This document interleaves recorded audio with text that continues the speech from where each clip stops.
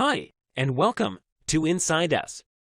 In this video, we will talk about basic human anatomy and systems in human body.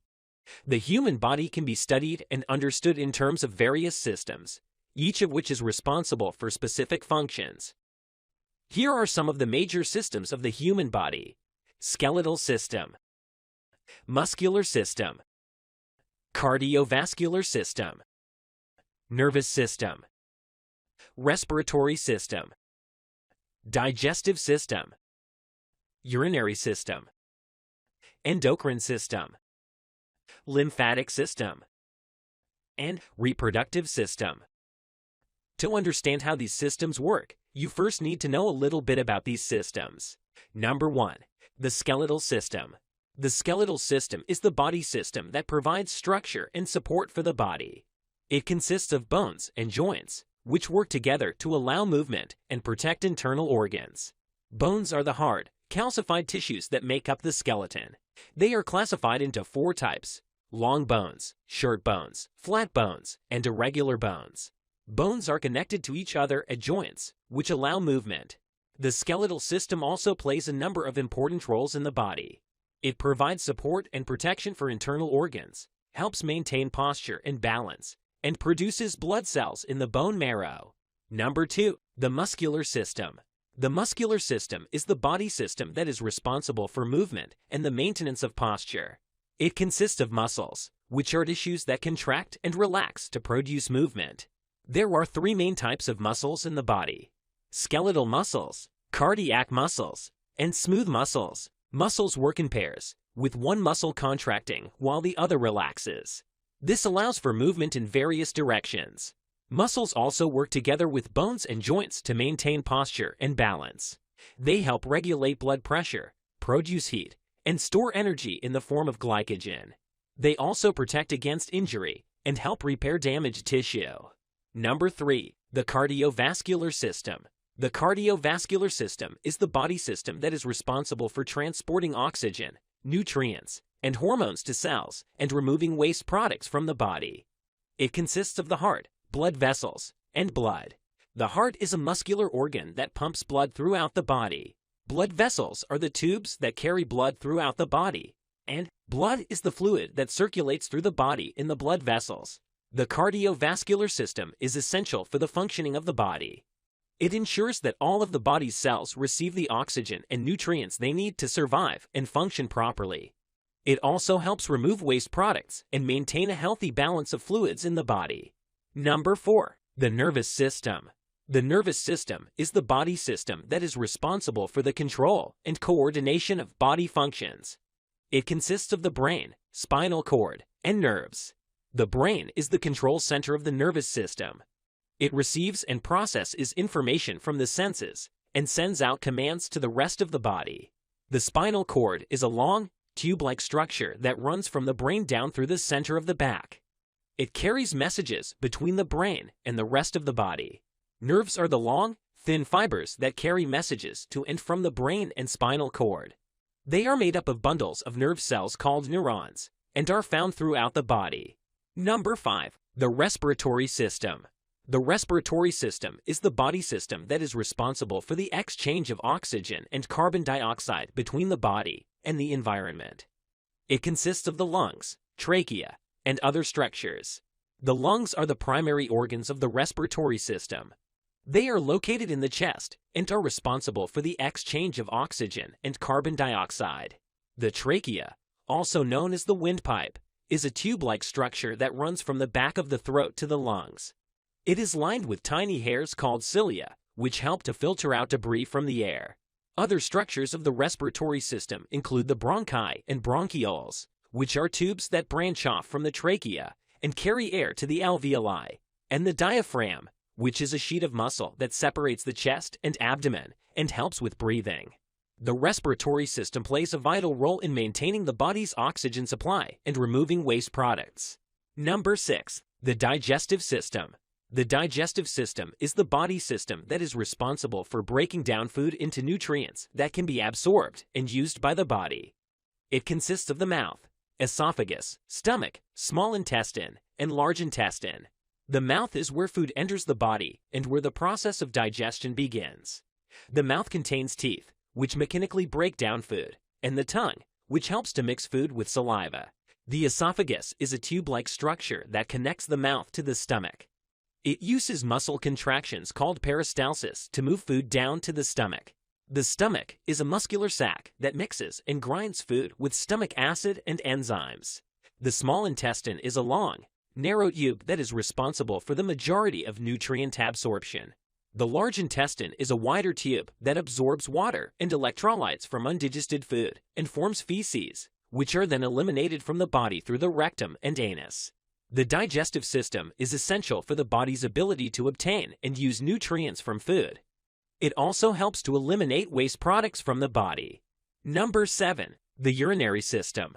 The urinary system, also known as the renal system, is the body system that is responsible for the filtering of waste products from the blood and the excretion of these products from the body. It consists of the kidneys, ureters, bladder, and urethra. The kidneys are a pair of bean-shaped organs located in the back of the abdomen. They are responsible for filtering waste products, such as urea and creatinine. The ureters are tubes that carry urine from the kidneys to the bladder. The bladder is a muscular sac that stores urine until it is eliminated from the body through the urethra. The urethra is a tube that carries urine out of the body. In addition to removing waste products, the urinary system helps to regulate the body's electrolyte balance and blood pressure, and plays a role in the production of red blood cells. Number 8. The endocrine system. The endocrine system is the body system that is responsible for the production and secretion of hormones, which are chemical messengers that regulate various bodily functions. It consists of glands, such as the thyroid, pancreas, and adrenal glands, which produce hormones and release them into the bloodstream. The thyroid gland is located in the neck and produces hormones that regulate metabolism, the body's process of converting food into energy. The pancreas is located behind the stomach and produces hormones, such as insulin, that help regulate blood sugar levels. The adrenal glands, which are located above the kidneys, produce hormones, such as adrenaline, that help the body respond to stress. The endocrine system helps to regulate metabolism, growth and development, and the body's response to stress and other stimuli. Number 9. The lymphatic system. The lymphatic system is a body system that is responsible for the circulation of a clear fluid called lymph and the defense of the body against infection and disease.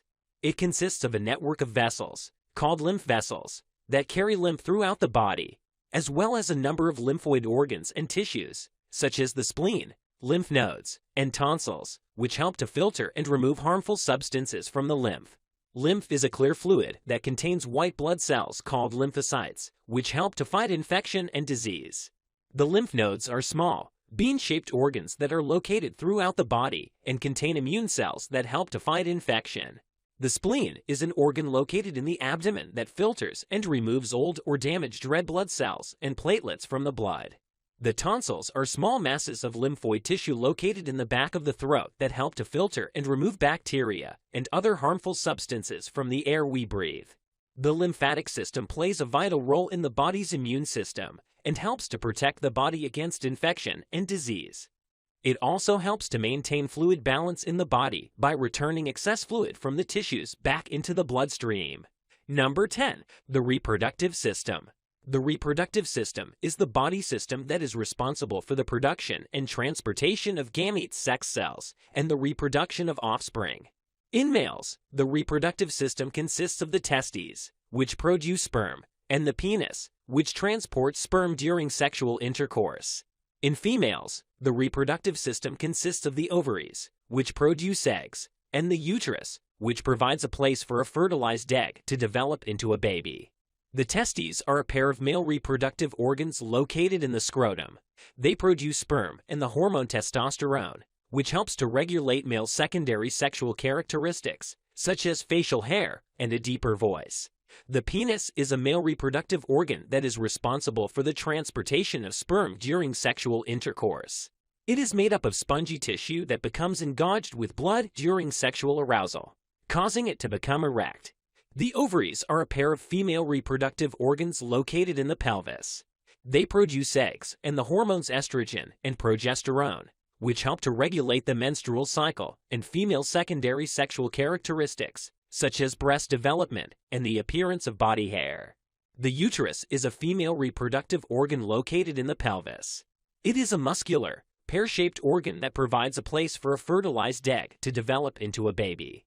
If fertilization does not occur, the uterus sheds its lining during menstruation.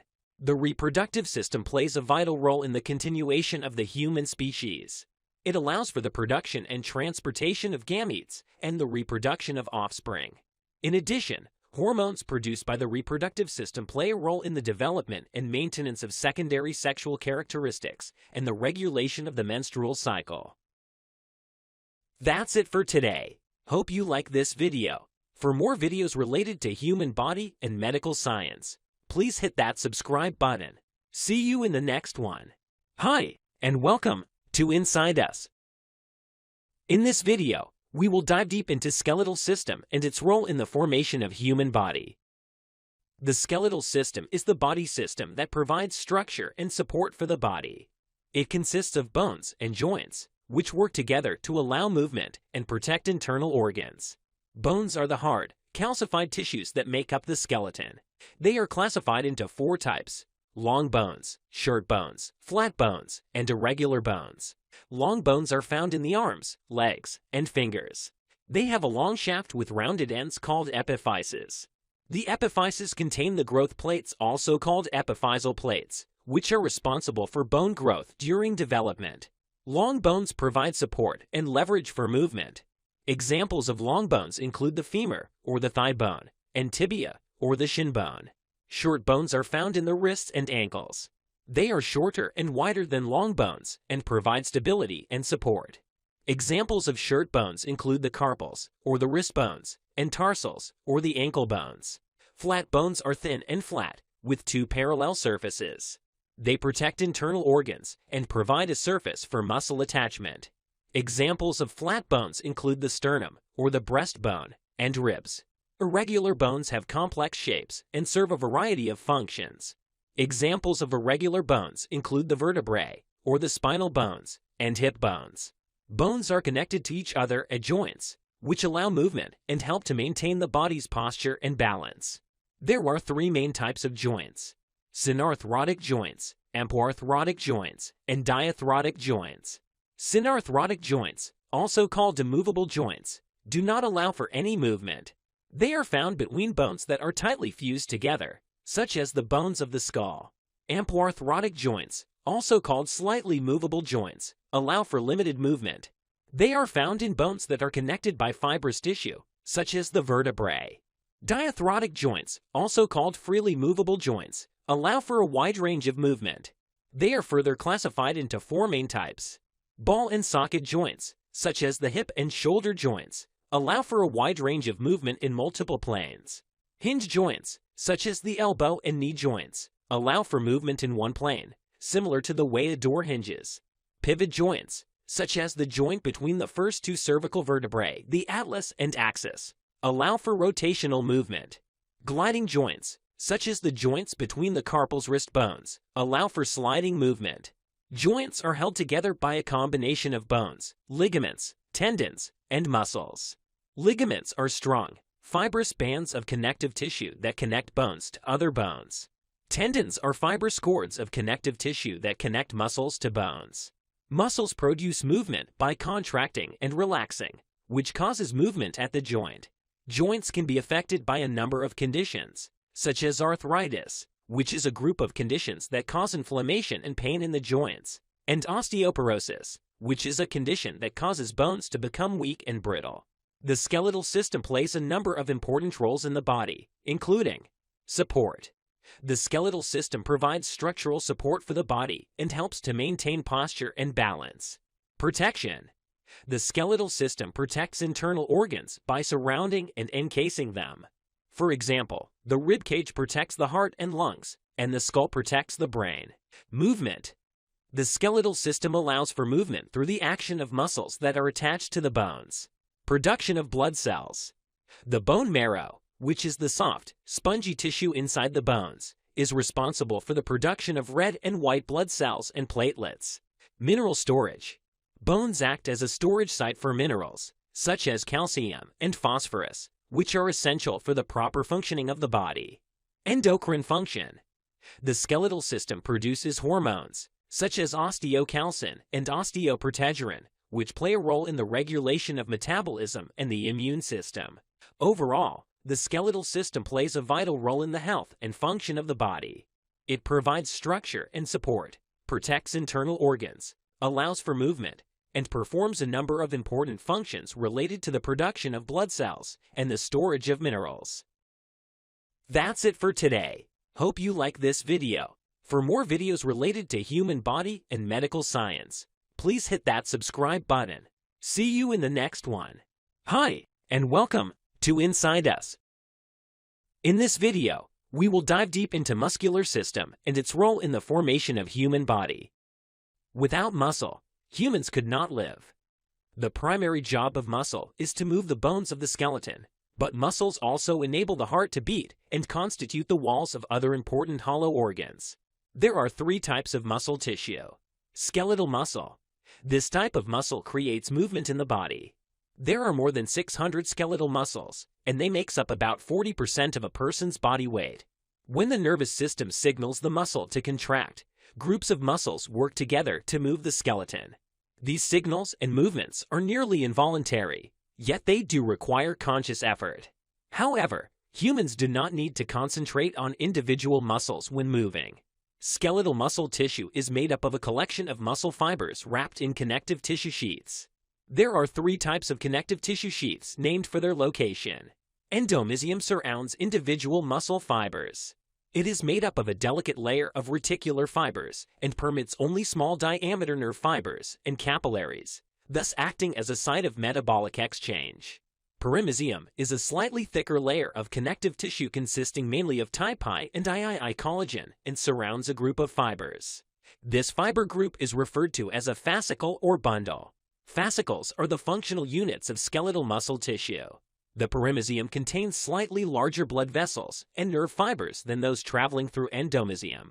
Epimysium surrounds the entire collection of fascicles making up an individual muscle. This dense connective tissue made up of mainly type I collagen contains the neurovascular supply to the muscle. Cardiac muscle. Cardiac muscle is involuntary muscle. This type makes up the walls of the heart and creates the steady, rhythmic pulsing that pumps blood through the body from signals from the brain. This muscle type also creates the electrical impulses that produce the heart's contractions.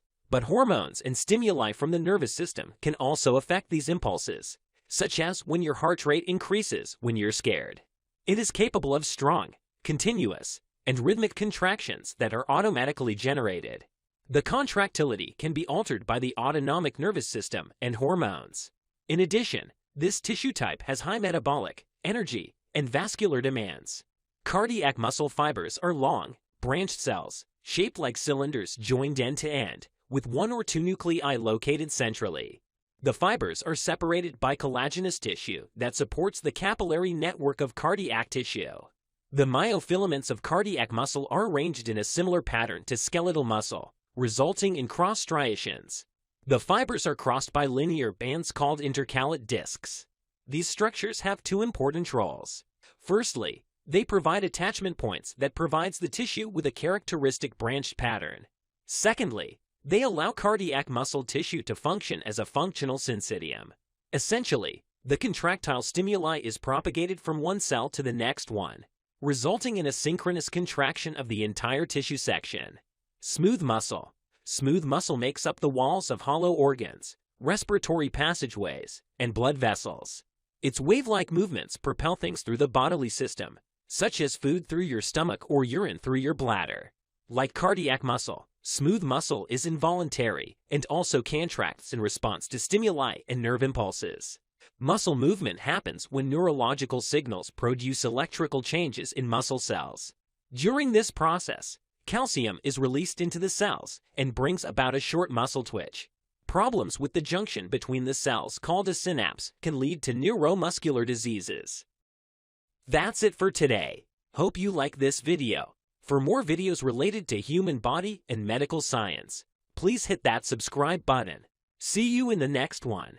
Hi, and welcome to Inside Us.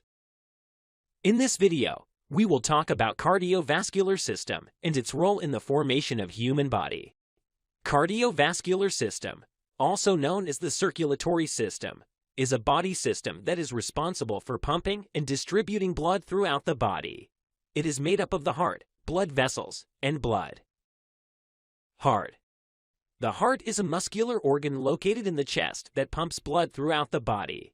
It is about the size of a clenched fist and is located between the lungs, behind the breastbone. The heart has 4 chambers: the left and right atria, and the left and right ventricles. The right atrium is the upper chamber on the right side of the heart. It receives oxygen-depleted blood from the body and pumps it into the right ventricle through the tricuspid valve.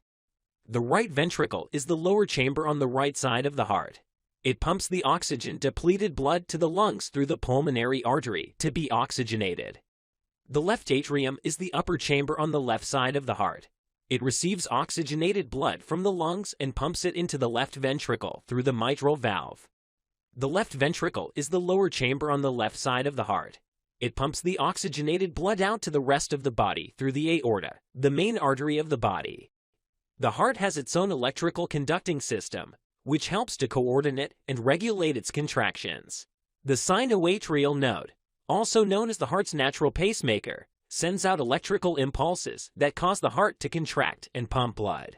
The atrioventricular node receives the electrical impulses from the sinoatrial node and conducts them to the ventricles, causing them to contract and pump blood.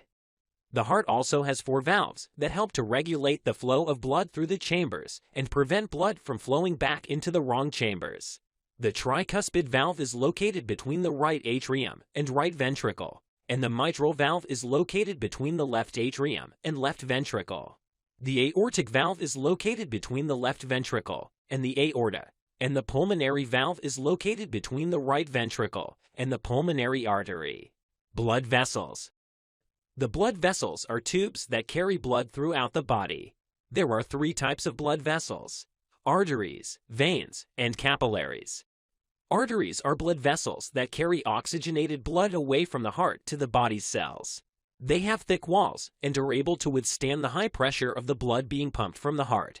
The aorta is the main artery of the body, and it branches off into smaller arteries that carry blood to the head, arms, legs, and other parts of the body. Veins are blood vessels that carry oxygen-depleted blood back to the heart.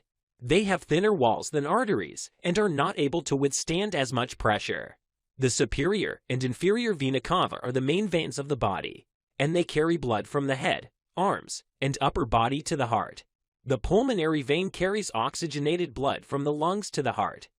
Capillaries are tiny blood vessels that connect arteries and veins. They are only 1 cell thick, which allows for the exchange of nutrients, oxygen, and waste products between the blood and the body's cells. There are thousands of miles of capillaries in the body, and they are found in almost every tissue and organ. Overall, the blood vessels play a vital role in the cardiovascular system, as they transport blood throughout the body and help to maintain the body's blood pressure. They also help to exchange nutrients, oxygen, and waste products between the blood and the body's cells. Blood. Blood is a vital fluid that circulates through the body's blood vessels and transports oxygen, nutrients, hormones, and other substances to and from the cells. It also helps to maintain the body's pH balance and fights off infections and diseases.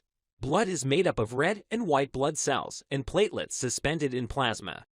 Red blood cells, or erythrocytes, are the most abundant type of blood cells. They contain hemoglobin, a protein that binds to oxygen and carries it to the body's cells. Red blood cells are produced in the bone marrow and have a lifespan of about 120 days. White blood cells, or leukocytes, are responsible for defending the body against infection and disease. There are several different types of white blood cells, including neutrophiles, monocytes, lymphocytes, and eosinophils. White blood cells are produced in the bone marrow and have a lifespan of several days to a few months. Platelets, or thrombocytes, are small, irregularly shaped cells that are involved in blood clotting. When a blood vessel is damaged, Platelets clump together to form a clot that helps to stop the bleeding. Platelets are produced in the bone marrow and have a lifespan of about 10 days. Plasma is the yellowish fluid component of blood that makes up about 55% of its volume. It is made up of water, proteins, nutrients, hormones, and other substances. Plasma helps to transport red and white blood cells and platelets throughout the body and plays a vital role in maintaining the body's blood pressure. Overall, blood plays a vital role in the body's overall health and well-being. It transports oxygen, nutrients, hormones, and other substances to and from the cells and helps to maintain the body's pH balance. It also helps to defend the body against infection and disease and plays a role in blood clotting. Overall, the cardiovascular system plays a vital role in maintaining the body's overall health and well-being. It helps to oxygenate the body's cells, remove waste products, and transport nutrients, hormones, and other substances throughout the body. That's it for today. Hope you like this video. For more videos related to human body and medical science, please hit that subscribe button. See you in the next one. Hi, and welcome to Inside Us. In this video, we will talk about nervous system and its role in the formation of human body. The nervous system is a complex network of tissues and organs that coordinate the functions of the body. It consists of the central nervous system, which includes the brain and spinal cord, and the peripheral nervous system, which consists of all the nerves that lie outside the central nervous system. Central nervous system. The central nervous system is the control center of the body. It consists of the brain and the spinal cord, and is responsible for processing and integrating sensory information, controlling movement, and coordinating the body's functions. Brain. The brain is a complex organ that is responsible for controlling all the body's functions, including thinking, feeling, and behaving. It is divided into several different regions, each with specific functions. The cerebrum is the largest and most complex part of the brain and is responsible for most of the brain's functions. It is divided into two hemispheres, left and right, which are connected by a bundle of nerve fibers called the corpus callosum. The cerebrum is divided into four main lobes: the frontal lobe, the parietal lobe, the temporal lobe, and the occipital lobe. Each lobe is responsible for different functions, such as movement, sensation, language, and vision. The cerebellum is located beneath the cerebrum and is responsible for coordinating movement and balance. The brainstem is located between the cerebrum and the spinal cord and is responsible for controlling many of the body's automatic functions, such as heart rate, breathing, and digestion. It is also involved in the control of sleep, wakefulness, and consciousness. The hippocampus is located within the brain and is responsible for forming and storing memories. The amygdala is also located within the brain and is involved in the processing of emotions and the formation of memories. Spinal cord. The spinal cord is a long, slender tube of nerve tissue that runs from the brain down through the center of the back. It carries messages between the brain and the rest of the body and helps coordinate movement. It is protected by the vertebrae of the spine, which form a hollow tube around it. The spinal cord is divided into different regions, each with specific functions. The brain sends signals down the spinal cord to control the body's movements and functions, and the spinal cord sends sensory information back to the brain. The spinal cord is made up of nerve cells, neurons, and supportive cells, glial cells. The neurons are responsible for carrying messages to and from the brain, while the glial cells provide support and protection for the neurons. Peripheral nervous system. The peripheral nervous system is one of the two components that make up the nervous system of human body.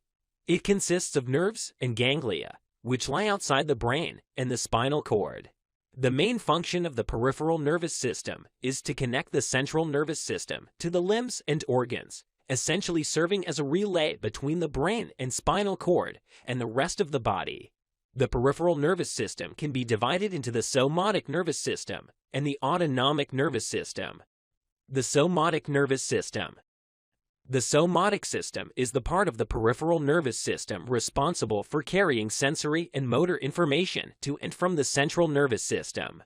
The somatic system is responsible for transmitting sensory information as well as for controlling voluntary movement. This system contains two major types of neurons. Motor neurons, also called efferent neurons. Motor neurons carry information from the brain and spinal cord to muscle fibers throughout the body. These motor neurons allow us to take physical action in response to stimuli in the environment. Sensory neurons, also called afferent neurons. Sensory neurons carry information from the nerves to the central nervous system. The sensory neurons allow us to take in sensory information and send it to the brain and spinal cord. The autonomic nervous system. The autonomic system is the part of the peripheral nervous system that's responsible for regulating involuntary body functions, such as blood flow, heartbeat, digestion, and breathing. In other words, it is the autonomic system that controls aspects of the body that are usually not under voluntary control. This system allows these functions to take place without needing to consciously think about them happening. The autonomic system is further divided into two branches. Sympathetic system. By regulating the flight or fight response, the sympathetic system prepares the body to expend energy to respond to environmental threats.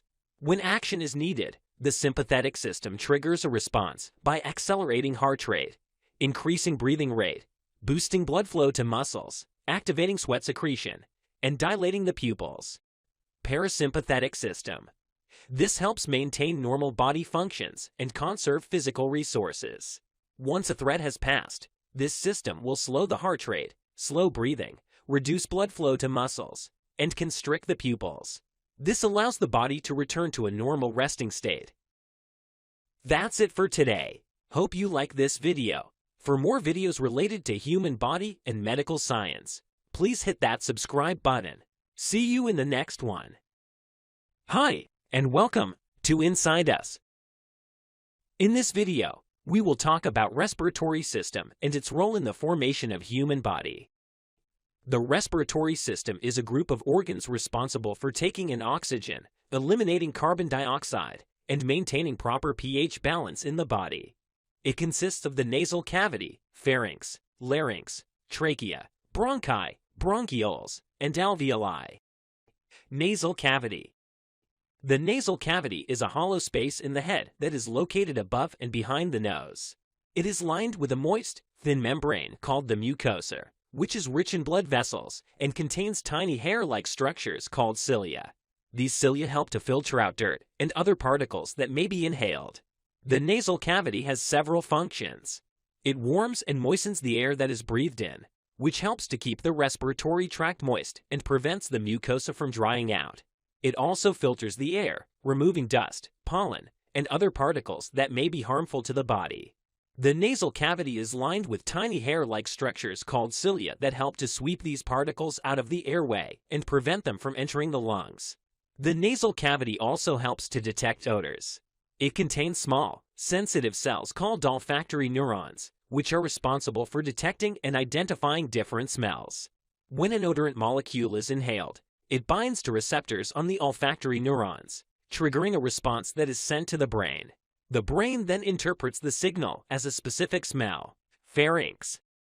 The pharynx, also known as the throat, is a muscular tube that extends from the base of the skull to the esophagus and larynx.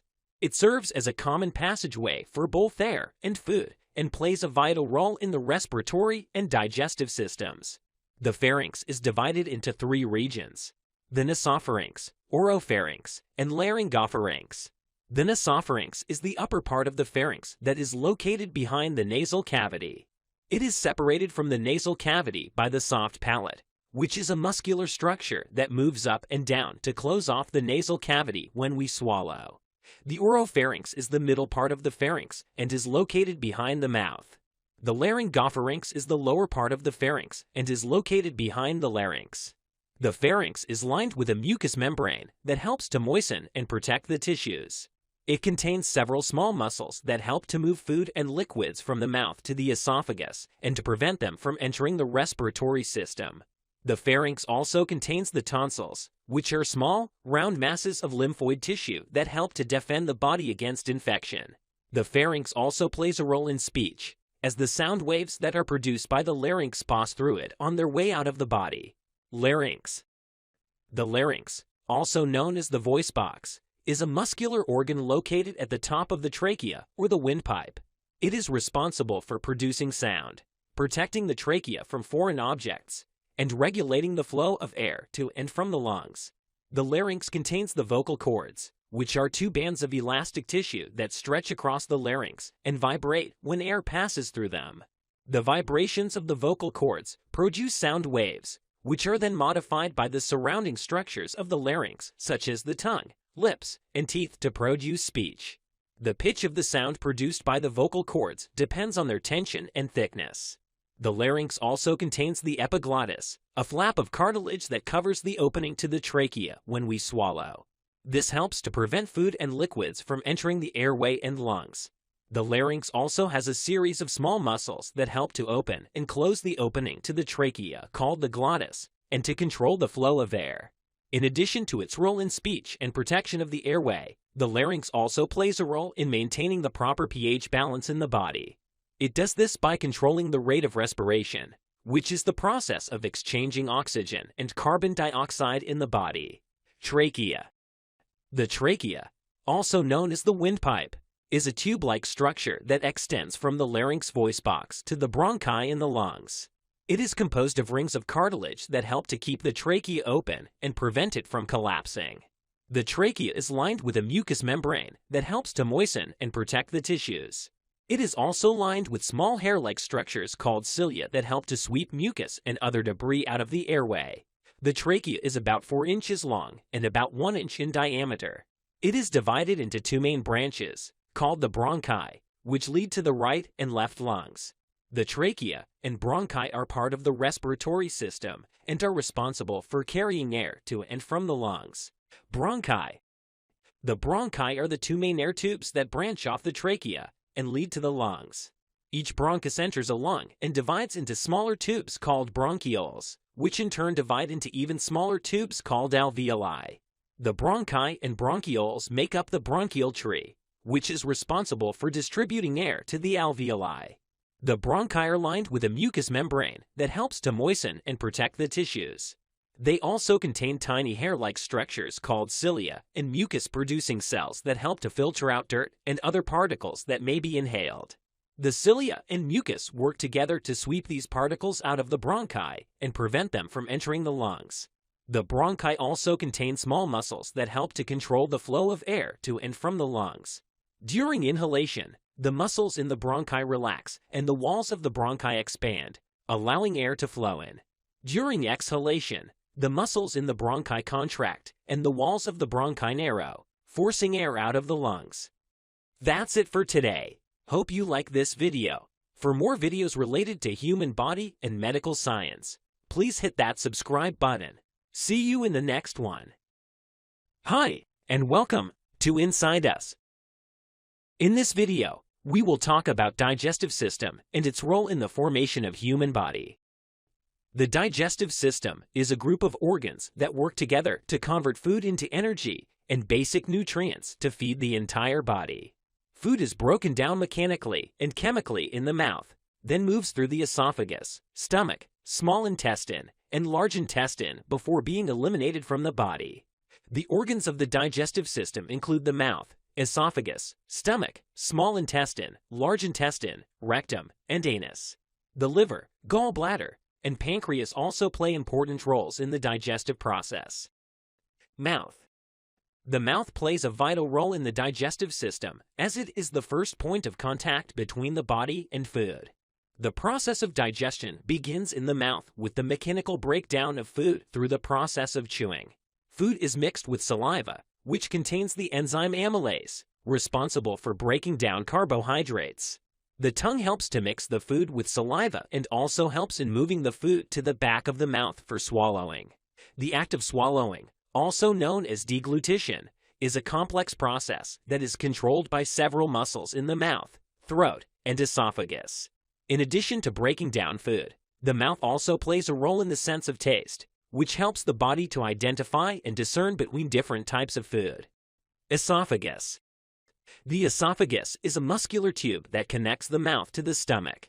It is responsible for transporting food from the mouth to the stomach using a series of muscular contractions, known as peristalsis. The esophagus also has a ring-like muscle at the top, known as the upper esophageal sphincter, which helps to keep food and stomach acid from flowing back into the esophagus. This muscle relaxes to allow food to pass through and then tightens to prevent the backflow of stomach contents. The esophagus also has a lower esophageal sphincter, which is located at the bottom and separates the esophagus from the stomach. Stomach.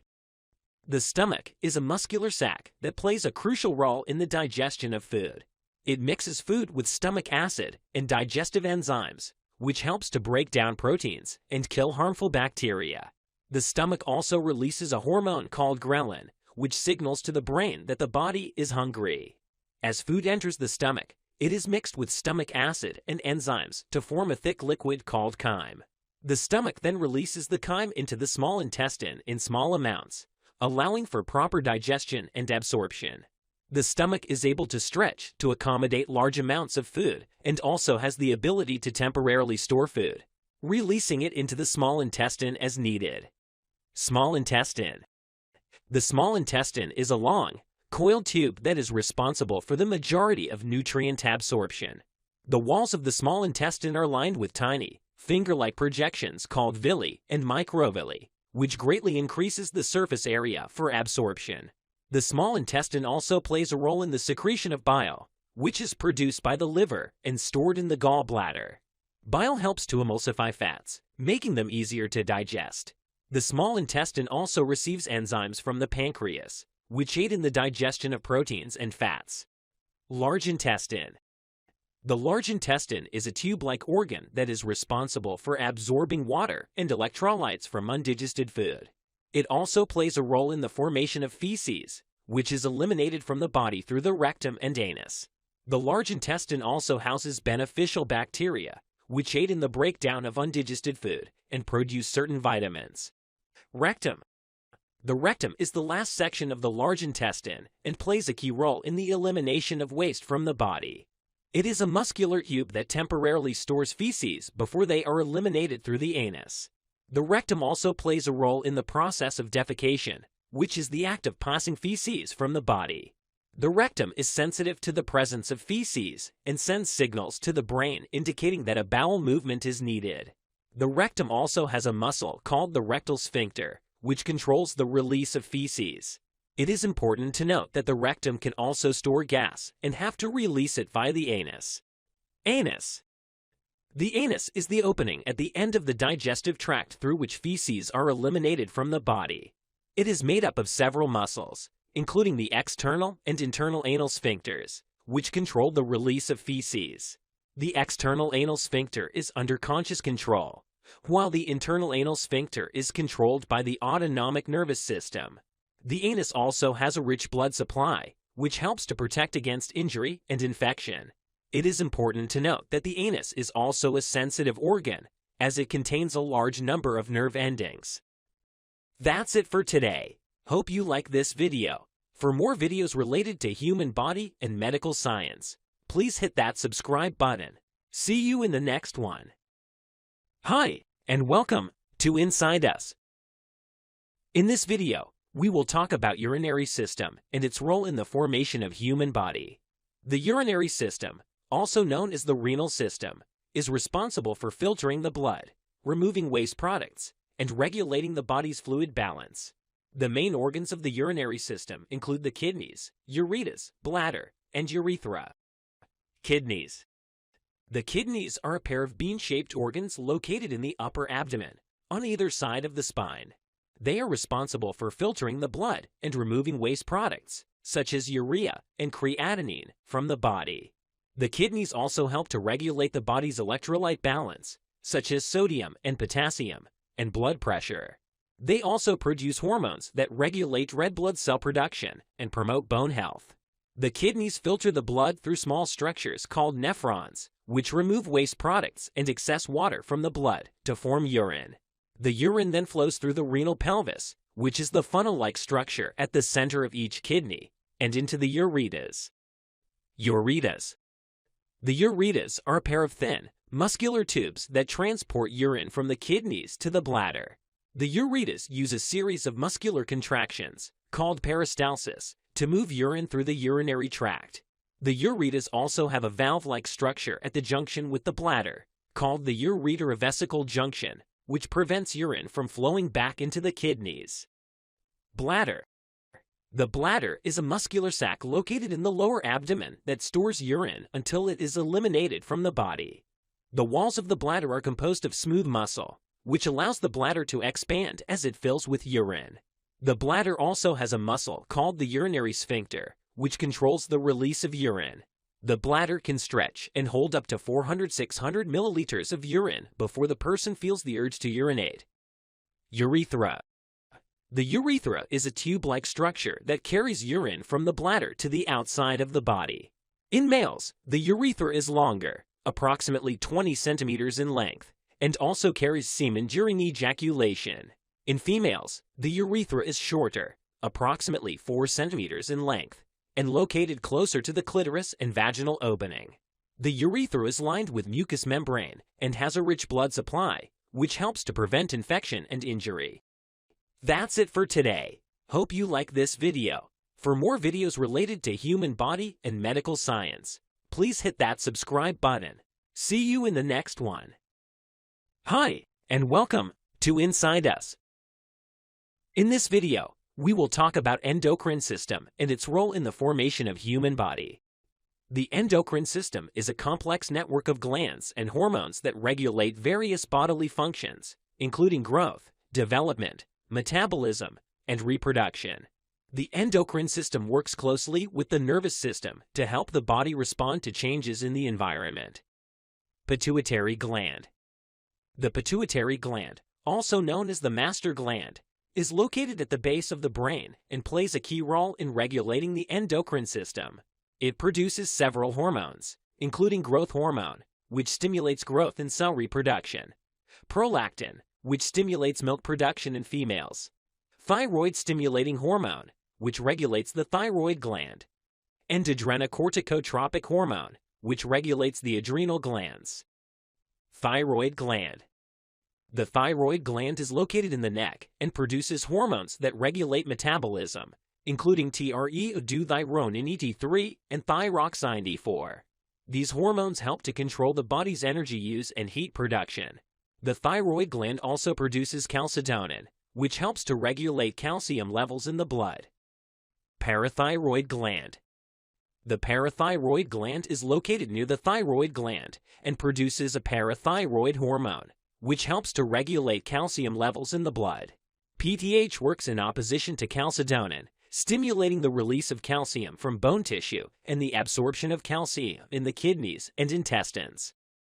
Adrenal glands. The adrenal glands are located on top of each kidney and produce a variety of hormones, including adrenaline and noradrenaline, which help to regulate the body's fight or flight response to stress. The adrenal glands also produce hormones that regulate the body's metabolism, such as cortisol, which helps to regulate blood sugar levels and the body's response to stress, and aldosterone, which helps to regulate electrolyte balance and blood pressure. Pancreas. The pancreas is an organ located behind the stomach that produces hormones such as insulin and glucagon, which help to regulate blood sugar levels. Insulin promotes the uptake and storage of glucose in cells, while glucagon promotes the breakdown of stored glycogen to glucose.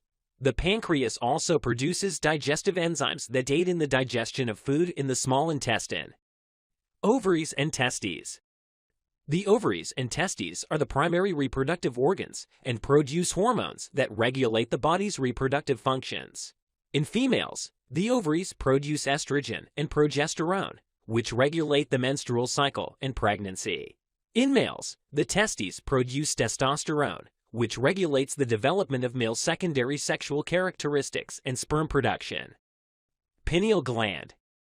The pineal gland is a small endocrine gland located in the brain that produces the hormone melatonin, which helps to regulate the body's sleep-wake cycle.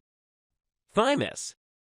The thymus is a small gland located in the chest that produces hormones that play a role in the immune system, such as thymosin and thymic hormones, which help to regulate the development and function of T lymphocytes, which are basically white blood cells that play a role in the immune response. All these hormones produced by the glands of the endocrine system work together in a complex network to regulate various bodily functions, including growth, metabolism, and reproduction. Hormones produced by the endocrine system travel through the bloodstream to reach their target cells or organs, where they bind to specific receptors and trigger a response. In addition to the hormones produced by the glands of the endocrine system, other hormones, such as those produced by the hypothalamus and the pancreas, also play a critical role in regulating various bodily functions. For example, the hypothalamus produces hormones that regulate the release of hormones from the pituitary gland and controls functions such as hunger, thirst, and body temperature. It's important to note that imbalances or dysfunction of the endocrine system can lead to various health conditions such as diabetes, thyroid disorders, and hormonal cancers. Regular checkups and screenings can help to detect and manage these conditions early on. That's it for today. Hope you like this video. For more videos related to human body and medical science, please hit that subscribe button. See you in the next one. Hi, and welcome to Inside Us. In this video, we will talk about lymphatic system and its role in the formation of human body. The lymphatic system is a crucial part of the body's immune system and helps to protect the body against disease and infection. It is a network of vessels, organs, and tissues that help to remove waste and toxins from the body, as well as playing a crucial role in the immune system. Lymph vessels. The lymph vessels are a network of thin-walled vessels that run parallel to the circulatory system. They transport a clear, watery fluid called lymph, which contains immune cells and waste products from the body's tissues. The lymph vessels have one-way valves that help to prevent the backflow of lymph and rely on muscle contractions and breathing to move the lymph through the vessels. The lymph vessels also pick up excess fluids, proteins, and other materials that leak out of the blood vessels and return them back to the bloodstream. Lymph nodes. The lymph nodes are small, bean-shaped structures located throughout the body, particularly in the neck, armpit, groin, and abdomen. They act as filters for the lymph, trapping any foreign substances such as bacteria or cancer cells. The immune cells in the lymph nodes then work to destroy these harmful substances. The lymph nodes also have a rich blood supply, which helps to nourish and support the immune cells. Spleen. The spleen is an organ located in the upper left abdomen that acts as a filter for the blood, similar to the lymph nodes. It also plays a role in the production and storage of white blood cells, particularly lymphocytes and monocytes. The spleen also helps to remove old or damaged red blood cells and platelets from the circulation. Thymus. The thymus is a gland located in the chest that is responsible for the production and maturation of a type of white blood cells called T lymphocytes, which play a crucial role in the immune response. T lymphocytes, also called T cells, are a type of white blood cells that are crucial for the immune response. They are produced in the bone marrow and mature in the thymus. Tonsils. The tonsils are clusters of lymphoid tissue located in the back of the throat and help to protect against inhaled foreign substances. Tonsils also produce lymphocytes that help to identify and fight off invading microorganisms. Mucosa-associated lymphoid tissue, MALT. MALT are small clusters of lymphoid tissue found in various mucous membranes throughout the body, such as the respiratory and digestive tracts, which also help to protect against inhaled and ingested foreign substances. MALT are an important part of the immune system. They are found in the mucous membrane, which lines the body's internal cavities and surfaces that communicate with the environment, such as the respiratory and digestive tracts. The lymphatic system also plays a crucial role in the immune response by producing, transporting, and housing white blood cells, such as lymphocytes and monocytes, which help to fight against invading microorganisms and foreign substances. Lymphocytes, a type of white blood cell, are produced in the bone marrow and mature in the thymus, spleen, and lymph nodes. These cells are responsible for recognizing and responding to foreign invaders in the body, such as viruses and bacteria. Another important function of the lymphatic system is to maintain fluid balance in the body by returning excess fluid and proteins from the tissues back into the circulatory system. This helps to prevent the buildup of fluids in the tissues and helps to keep blood pressure and fluid balance at normal levels. It is important to note that disorders of the lymphatic system, such as lymphedema, which is swelling caused by a buildup of lymph in the tissues, and lymphoma, which is a type of cancer that affects the lymphatic system, can occur. Lymphedema can occur due to injury, surgery, radiation therapy, or congenital defects that affect the lymphatic vessels. It can cause swelling in the limbs, face, or other parts of the body. Lymphoma is a cancer of the lymphatic system, which can affect the lymph nodes, spleen, and other organs. Symptoms include swollen lymph nodes, fever, night sweats, weight loss, and fatigue. The lymphatic system also plays a critical role in the body's response to inflammation, which is a natural response to injury or infection. Inflammation occurs when the immune cells in the lymphatic system respond to harmful stimuli such as pathogens or damaged cells. The immune cells release chemicals that cause the blood vessels to dilate, increasing blood flow to the affected area and bringing in more immune cells to help fight the infection. In addition to its role in the immune system and fluid balance, the lymphatic system also plays a crucial role in the body's fat metabolism. It helps to transport fats from the small intestine to the bloodstream, where they can be used as energy or stored. Overall, the lymphatic system is a vital part of the body's overall health and well-being. It helps to protect the body against disease and infection, maintain fluid balance, and play a role in the body's immune response, fat metabolism, and other important functions. It is important to take care of the lymphatic system by maintaining a healthy diet, staying active, and avoiding smoking and excessive alcohol consumption. It's also important to have regular checkups and screenings to detect any possible disorders or diseases of the lymphatic system as early as possible. In addition to traditional medical treatments, there are also alternative therapies such as manual lymphatic drainage massage, compression therapy, and exercise programs specifically designed for individuals with lymphedema. MLD massage is a gentle, rhythmic massage technique that helps to stimulate the flow of lymph, reduce swelling, and improve the function of the affected limb. Compression therapy, using specially designed compression garments, helps to reduce swelling and improve the circulation of lymph.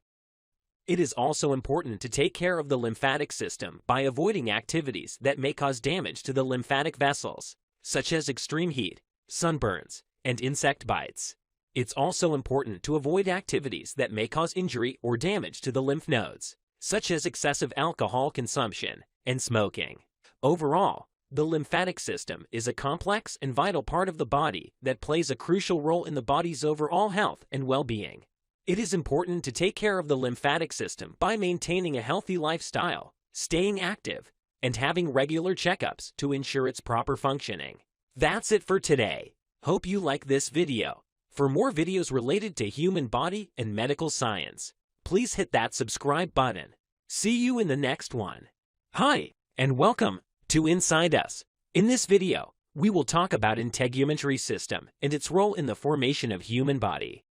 The integumentary system is the body's largest organ and is made up of the skin, hair, nails, and glands. It plays a vital role in protecting the body from the outside environment, regulating temperature, and sensing touch, pressure, and pain. Skin. The skin is the body's largest organ and is made up of 3 layers: the epidermis, dermis, and subcutaneous tissue. The epidermis is the outermost layer and is composed of dead skin cells that provide a barrier against the outside environment. The epidermis also contains various specialized cells, such as melanocytes, which produce the pigment melanin, and Langerhans cells, which play a role in the immune response. The dermis is the middle layer and contains blood vessels, nerves, and hair follicles. The dermis also contains various structures such as sebaceous glands, sweat glands, and hair follicles. The subcutaneous tissue is the innermost layer and is made up of fat and connective tissue. The subcutaneous tissue helps to insulate the body, store energy, and also contains blood vessels and nerves. Hair. Hair is made up of dead keratinized cells and is found all over the body, with the exception of the palms of the hands and soles of the feet. Hair provides insulation and protects the skin from UV radiation and physical damage. Each hair follicle contains a small bundle of muscles that can contract to cause goosebumps. Nails. Nails are made up of keratinized cells and protect the tips of the fingers and toes. They also aid in grasping and manipulating objects. Nails are formed in the matrix, which is the base of the nail, and are pushed forward as new cells form. The nails are composed of several layers of hard, compacted keratin, a protein that makes up hair and other parts of the body. Nails also have a pink color due to the presence of blood vessels in the underlying skin. Glands. The integumentary system also includes various glands, such as sweat and oil glands, which help to regulate body temperature and moisturize the skin. The sweat glands produce sweat, which cools the body through evaporation. Sweat contains water, salt, and other waste products. The oil glands produce sebum, which moisturizes the skin and hair. Sebum is an oily substance that helps to keep the skin and hair soft and supple. Sensory receptors. The integumentary system also contains various sensory receptors, such as Merkel cells, Meissner corpuscles, Pacinian corpuscles, and free nerve endings, which help to sense touch, pressure, and pain. These receptors are located in the epidermis and dermis layers of the skin and send signals to the brain through the nervous system. In addition to its functions, the integumentary system also plays a role in the body's immune response by protecting against invading microorganisms and alerting the immune system to the presence of foreign substances. The skin also plays a role in vitamin D production, which is essential for bone health. It's important to take care of the integumentary system by maintaining a healthy diet, staying hydrated, and protecting the skin from excessive sun exposure and other environmental factors that can cause damage. Regular checkups and screenings can help to detect any disorders or diseases of the integumentary system as early as possible. Overall, the integumentary system is a complex and vital part of the body that plays a crucial role in protecting the body from the outside environment, regulating temperature, and sensing touch, pressure, and pain. It also plays a role in the body's immune response, vitamin D production, and other important functions. It is important to take care of the integumentary system by maintaining a healthy lifestyle and regular checkups to ensure proper function. That's it for today. Hope you like this video. For more videos related to human body and medical science, please hit that subscribe button. See you in the next one. The human heart is an incredible organ. It begins beating just a few weeks after conception and continues tirelessly, day and night, for the rest of your life. But here's the biological mystery. How can the heart beat continuously without getting tired? Let's explore the science behind this remarkable endurance. First, it's important to understand that the heart is made of a special type of muscle tissue called cardiac muscle. This muscle is involuntary, meaning it works without conscious control, and it's structurally and functionally distinct from the skeletal muscles that move your limbs. Unlike skeletal muscles, which contract forcefully and then need rest, cardiac muscle is optimized for continuous rhythmic contractions. It is built not for speed or strength, but for endurance and reliability. One key reason the heart doesn't tire is its high mitochondrial density. Mitochondria are the organelles responsible for producing adenosine triphosphate, the energy currency of the cell. In skeletal muscle, mitochondria may take up about 2 to 8% of cell volume. But in cardiac muscle, mitochondria occupy roughly 30 to 40% of the cell's volume. This means the heart has an abundant and constant energy supply, allowing it to sustain its contractions with minimal fatigue. Another major factor is the heart's preference for aerobic respiration. Aerobic respiration uses oxygen to produce energy from glucose, fatty acids, and lactate. Unlike anaerobic respiration, which leads to the buildup of lactic acid and causes muscle fatigue, aerobic metabolism is clean and efficient, producing much more ATP per molecule of glucose, and without harmful byproducts. This is why the heart depends on a constant oxygen supply delivered by the coronary arteries. If this supply is interrupted, even briefly, as in a heart attack, cardiac cells begin to die rapidly. Another fascinating feature is the heart's intrinsic conduction system. The heartbeat is controlled by specialized cardiac cells, not the brain. The sinoatrial SA node, located in the right atrium, acts as the heart's natural pacemaker. It generates electrical impulses that spread across the heart muscle, causing it to contract in a coordinated manner. This system is self-regulating, and the heart can even continue beating temporarily when removed from the body, as long as it has nutrients and oxygen. While the heart works constantly, it does rest, briefly, between beats. A full cardiac cycle takes about 0.8 seconds at a normal resting heart rate. Of that, about 0.4 seconds is diastole, when the heart muscles relax and the chambers refill with blood. This brief relaxation period allows cardiac muscle fibers to recover without stopping the overall function. So while it seems like the heart is always working, it is in fact resting between each beat, thousands of times per day. Despite its endurance, the heart is not invincible. Cardiac muscle cells, known as cardiomyocytes, have limited regenerative capacity. That's why damage from conditions like myocardial infarction or heart attack is often permanent, and prevention is critical. A healthy heart relies on proper blood flow, balanced electrolytes, especially calcium, sodium, and potassium, and regular oxygen delivery. Lifestyle factors such as exercise, diet, and stress management directly impact cardiac health. To sum up, the heart doesn't get tired because of its specialized muscle type, its high energy production from mitochondria, its use of aerobic metabolism, and its ability to rest briefly between beats. It is an incredibly efficient, self-sustaining system designed for lifelong function. So while you rest at night, your heart never sleeps. An amazing example of biological engineering in action. Why do we have an appendix if we don't need it? For a long time, the appendix was considered a useless body part, something left over from evolution that no longer served a purpose in modern humans. Many people still believe that we don't need it at all, especially because people can live without it. But modern biology and anatomy tell a more interesting story. In this article, we'll explore what the appendix is, where it is in the body, what it may actually do, and why it might not be as useless as it seems, all explained in simple terms so that anyone, even someone new to biology, can understand. What is the appendix? The appendix is a small, tube-like structure that sticks out from the cecum, which is the first part of the large intestine. It's found in the lower right side of your abdomen. In medical terms, it is called the vermiform appendix, which means worm-shaped appendix because it looks like a small worm or finger.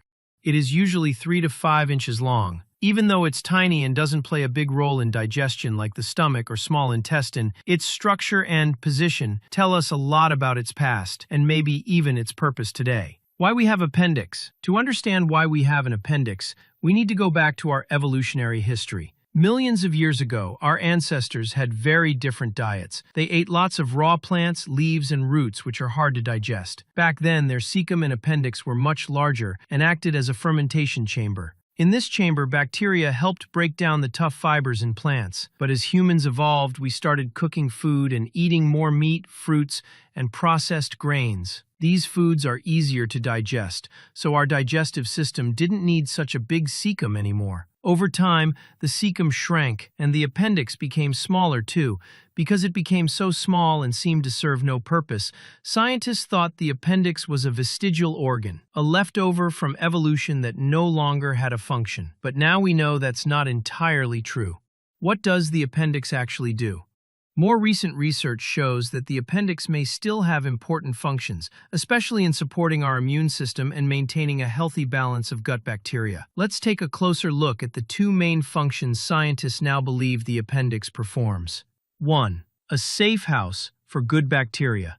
Your digestive tract, especially the colon, is home to trillions of good bacteria. These bacteria help break down food, produce vitamins, and protect you from harmful germs. When you get a serious stomach infection, for example, severe diarrhea caused by food poisoning, most of these good bacteria get flushed out of your intestines. That's when the appendix steps in. Because the appendix is a narrow, closed-end tube attached to the side of the cecum, it's protected from the main flow of waste. It acts like a safe storage area where some of these helpful bacteria can hide during an infection. Once the infection is over and your gut is empty, the bacteria from the appendix can come out and repopulate the rest of the colon, helping your digestive system return to normal faster. Think of the appendix like a backup tank for your gut's bacteria, small, quiet, but helpful when needed.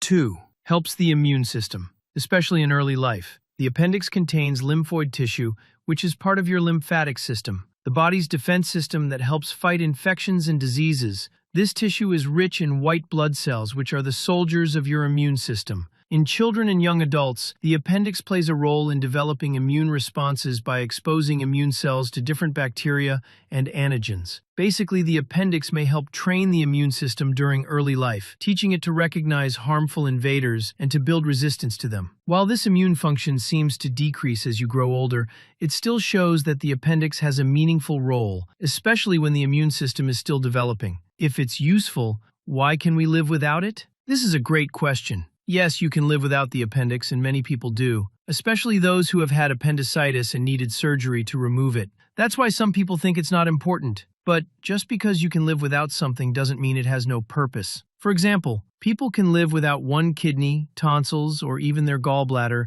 but those organs all do helpful things. The body is amazing because it can adapt and compensate when one part is removed, especially with good health care, clean water, and proper nutrition. However, in places where people don't have access to clean water or medical care, the appendix might play a more important role in gut health and recovery from infections. What is appendicitis?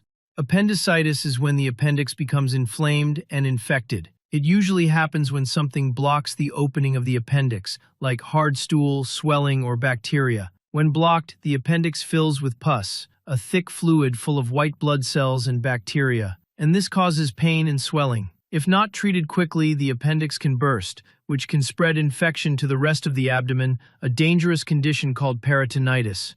Symptoms of appendicitis include sudden pain in the lower right belly, fever, nausea and vomiting, loss of appetite. Treatment usually involves removing the appendix through surgery, a procedure called an appendectomy. Final thoughts? In human anatomy, every part of the body has a story. The appendix may be small and often ignored, but it's not useless. It helps protect and support our digestive and immune systems, especially in ways we didn't fully understand until recently. So the next time someone says, "Why do we even have an appendix if we don't need it?" you can confidently say, "Actually, the appendix stores good bacteria and helps our immune system, especially when we're young." Even the smallest parts of the body can have quiet, important jobs. Hi. Welcome to Inside Us. In this video, we will talk about neck and head muscles or their lateral flexion. Lateral flexion of the neck and head refers to the movement where the head tilts towards one shoulder, bringing the ear closer to the shoulder on the same side. The lateral flexion of the neck and head involves the coordinated action of several muscles. Sternocleidomastoid. This muscle is one of the primary muscles involved in lateral flexion of the neck. It is located on each side of the neck and originates from the sternum and clavicle and inserts into the mastoid process of the temporal bone. When contracted on one side, it tilts the head towards that side. Scalene muscles. The scalene muscles, including the anterior, middle, and posterior scalene muscles, assist in lateral flexion of the neck. These muscles are located on the sides of the neck and connect the cervical vertebrae to the upper ribs. Their contraction helps to tilt the neck laterally. Splenius muscles. The splenius muscles, consisting of the splenius capitis and splenius cervicis, are deep muscles located in the back of the neck. They extend from the vertebrae of the upper back and lower neck to the base of the skull. When contracted, these muscles assist in lateral flexion of the neck and head. Levator scapulae. The levator scapulae muscle is located on the side and back of the neck. It runs from the upper cervical vertebrae to the scapula. When contracted, it assists in elevating the scapula and contributes to lateral flexion of the neck. These muscles work in a coordinated manner to produce lateral flexion of the neck and head. When the muscles on one side of the neck contract, they create a bending force that tilts the head towards that side. The opposite side muscles may also provide some resistance to control the movement and maintain stability. That's it for today. Hope you like this video. For more videos on human body and organ system, please subscribe to this channel. See you in the next video. The heart is a fist-sized muscular organ situated in the chest, serving as the body's life-sustaining pump. It consists of 4 chambers, 2 atria and 2 ventricles. Its primary function is to circulate blood, with the right side receiving non-oxygenated blood and sending it to the lungs for oxygenation, while the left side receives oxygen-rich blood and distributes it throughout the body. Crucial to this process are the heart's valves, ensuring proper blood flow. The heart's rhythm is controlled by an electrical system, led by the sinoatrial node. Maintaining heart health through a balanced lifestyle is vital, as the heart tirelessly pumps about 2,000 gallons of blood daily, making it a crucial player in our overall well-being. Let's talk about basic anatomy of the heart. Heart wall. The heart has a strong wall made of muscle called the myocardium. This muscle is covered by layers and protected by a special bag called the pericardium. The pericardium is made of strong stuff, with some layers inside. These layers have a bit of liquid in between them, like a cushion. They help the heart move easily and safely inside your chest without rubbing too much. The heart's muscle has lines inside it called striated muscle fibers. They stretch when the heart fills with blood and squeeze when it needs to pump that blood out. To make the heart squeeze at the right time, there are some special wires inside it. These wires send signals to tell the heart when to squeeze and when to relax. Heart chambers and valves. The heart's interior comprises 2 upper chambers, the atria, and 2 lower chambers, the ventricles. Atrioventricular valves between the atria and ventricles, and semilunar valves between the ventricles and the arteries outside the heart, regulate the direction of blood flow. The right atrium receives deoxygenated blood from the systemic circulation. The right ventricle receives that blood from the atrium, then contracts to eject it through the pulmonary arteries to the lungs. Simultaneously, the left atrium receives oxygenated blood from the lungs via the pulmonary veins. The left ventricle receives that blood from the atrium, then contracts to eject it through the aorta to the systemic circulation. The AV valves open to allow blood flow from the atria to the ventricles. When the ventricles contract, the AV valves close to prevent backflow. Simultaneously, ventricular contraction forces the semilunar valves open, allowing for blood ejection. When contraction finishes, the semilunar valves shut to prevent backflow from the arteries. Cardiac conduction. The cardiac conduction system delivers electrical impulses to the heart and stimulates contractions. Each impulse sets a normal rhythm of 60 to 100 beats per minute. The impulse travels through the heart really fast. It makes the heart muscles squeeze so that your heart can pump the blood. After that, the heart takes a little break. This is called repolarization, and it lets the heart get ready for the next beat. The signal then goes to the top part of the heart, called the atria, and tells them to squeeze. Before it goes to the bottom part of your heart, the signal takes a little break again at a place called the atrioventricular node. Then, the signal goes to the bottom part of your heart, making it squeeze really hard. When the bottom part squeezes, it pushes the blood out to your body through special doors called valves. Doctors can use a special machine called an ECG to listen to these electric signals in your heart. It helps them make sure your heart is working just right. Cardiac output. Cardiac output is like the amount of blood your heart pushes into your body to keep it healthy. It's determined by 2 things: how fast your heart beats, heart rate, and how much blood it pushes out with each beat, stroke volume. The first thing that affects stroke volume is how much blood is in your heart right before it squeezes. This depends on how much blood comes back to your heart from your body through the veins. It also depends on how big your heart is and how well it can stretch. The second thing is called ejection fraction, which is the part of the blood in your heart that actually gets pumped out when your heart squeezes. This depends on how strong your heart's squeeze is and how hard it has to push against the blood in your arteries. After your heart squeezes, the leftover blood in your heart is called end systolic volume. So, in simple terms, cardiac output is how much blood your heart pumps to keep your body healthy, and it's influenced by how fast your heart beats, how much blood fills your heart before it squeezes, and how well your heart can pump that blood out. That's it for today. If you want to learn about human anatomy, please check our anatomy playlist. See you in the next video. An average adult human brain is about the size of a medium cauliflower, measuring roughly 15 centimeters or 6 inches in length. It typically weighs approximately 1.3 to 1.4 kilograms. It is surrounded and protected by cerebrospinal fluid which cushions the brain and helps to remove waste. Here is a brief overview of all parts of the brain. We will discuss every part in more detail later in the video. Cerebrum. Responsible for higher cognitive functions, cerebellum, coordinates motor movements, balance, and posture. Brainstem.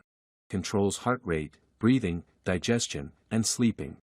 Thalamus. Acts as a relay center, directing sensory and motor signals to the appropriate parts of the cerebral cortex. Hypothalamus. Regulates hunger, thirst, body temperature, and the release of hormones. Limbic system.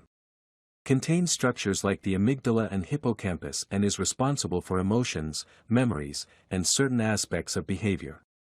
Pituitary gland. Releases hormones that regulate several physiological processes, including growth and metabolism. Basal ganglia. Is a group of nuclei that play key roles in movement regulation, habit formation, and certain aspects of cognition and emotion. Corpus callosum. Facilitates communication between the left and right sides of the brain. Ventricles. Produce and circulate cerebrospinal fluid to cushion the brain and remove waste. Now we will discuss all these parts in a bit more detail to understand what are these and how they work. Cerebrum. The cerebrum is the largest part of the human brain, accounting for approximately 85% of its weight. It is responsible for most higher-order cognitive functions and can be described in further detail as follows. 1. Hemispheres. The cerebrum is divided into two symmetrical halves, known as the left and right hemispheres. These two halves are separated by a deep groove called the longitudinal fissure but are connected by a thick band of nerve fibers known as the corpus callosum. Left hemisphere is typically associated with logical thinking, analytical processing, and language. In most right-handed individuals, the left hemisphere is dominant for language. Right hemisphere is more involved with creativity, spatial ability, artistic, and musical skills. It also plays a role in interpreting visual information and processing emotions. Lobes of the cerebrum.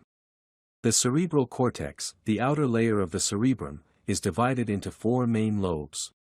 Frontal lobe. Parietal lobe. Temporal lobe. Occipital lobe. Frontal lobe, located at the front of the brain, it's responsible for executive functions such as reasoning, decision-making, planning, and problem-solving. It also oversees voluntary movement, speech production, and aspects of personality and behavior. Parietal lobe. Positioned behind the frontal lobe and above the temporal lobe, it processes sensory information from the body such as touch, taste, and spatial positioning.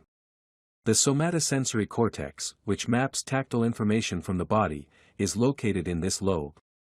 Temporal lobe. Found on the sides of the brain, near the ears, it's associated with processing auditory information, understanding language, and the formation of long-term memories. It also has roles in recognizing faces and processing emotional responses. Occipital lobe. Located at the back of the brain, it's primarily responsible for vision. This includes processing visual information from the eyes, interpreting colors, and recognizing shapes and movement. Gyri and sulci. The surface of the cerebrum is highly convoluted, consisting of ridges, gyri, and grooves, sulci.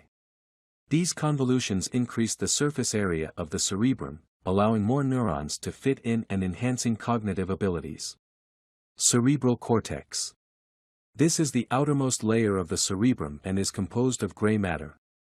It is densely packed with nerve cells and is responsible for higher cognitive functions, including thinking, perceiving, producing and understanding language.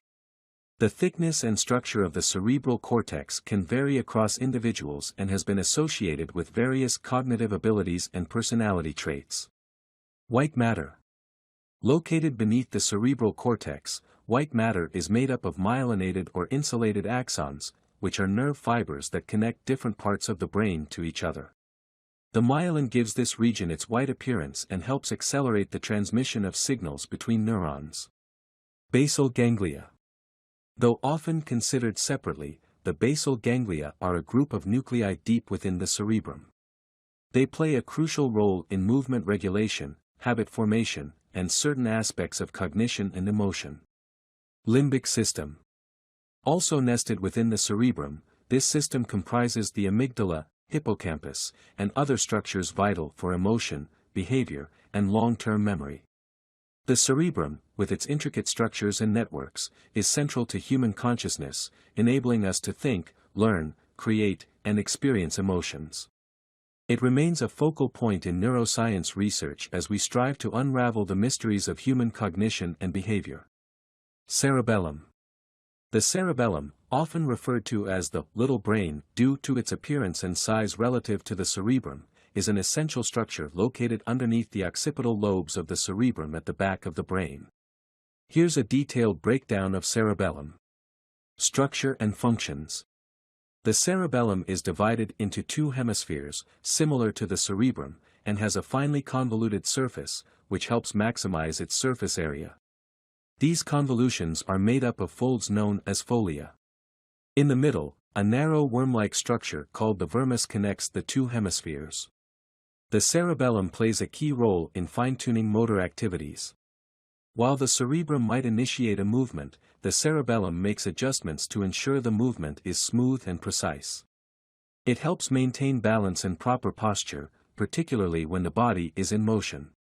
The cerebellum is essential for tasks that require practice and repetition, such as riding a bicycle or playing a musical instrument. More recent research has revealed the cerebellum's involvement in certain cognitive and emotional functions. This includes processes like attention, language, and regulating fear and pleasure responses. Layers. The cerebellar cortex, which is the outer layer of the cerebellum, is made up of three distinct layers. Molecular layer. The outermost layer containing few neurons but many extensions from other cells. Purkinje layer. Contains Purkinje cells, large neurons that send inhibitory projections to the deep cerebellar nuclei. Granular layer. The innermost layer made up of tiny granule cells that send excitatory projections up to the molecular layer. Deep cerebellar nuclei. Embedded within the cerebellum are clusters of gray matter known as the deep cerebellar nuclei. These serve as the primary output cantors of the cerebellum, communicating its processed information to other brain regions. Peduncles. The cerebellum communicates with other parts of the brain via three paired structures known as peduncles. Superior cerebellar peduncle. Connects the cerebellum to the midbrain and thalamus, primarily carrying output from the cerebellum to other brain regions. Middle cerebellar peduncle. Connects the cerebellum to the pons and is the primary input route to the cerebellum. Inferior cerebellar peduncle. Connects the cerebellum to the medulla oblongata, facilitating both input and output between the cerebellum and other brain regions. Despite cerebellum's smaller size compared to the cerebrum, the cerebellum contains more neurons and plays a crucial role in a variety of tasks, ensuring they are executed with precision and grace. Brainstem. The brainstem is located at the base of the brain. It serves as the bridge connecting the cerebrum and cerebellum to the spinal cord. The brainstem is critical for basic life functions, such as breathing, heart rate, and blood pressure. It's involving. It plays a role in regulating the sleep-wake cycle. The brainstem serves as a conduit, with ascending tracts transmitting sensory information to the brain and descending tracts sending motor information to the body. Cranial nerves 3 through 12 originate from the brainstem, controlling functions such as facial expressions, swallowing, and sensation in the face. Here's a detailed look at brainstem. Components. The brainstem can be divided into three main structures, each with specific features and functions. Midbrain or mesencephalon. The most superior portion of the brainstem, the midbrain, is located beneath the thalamus and above the pons. Prominent structures include the cerebral peduncles, which contain motor and sensory tracts, and the corpora quadrigemina, composed of the superior and inferior colliculi. The superior colliculi are involved in visual reflexes, while the inferior colliculi are associated with auditory processing.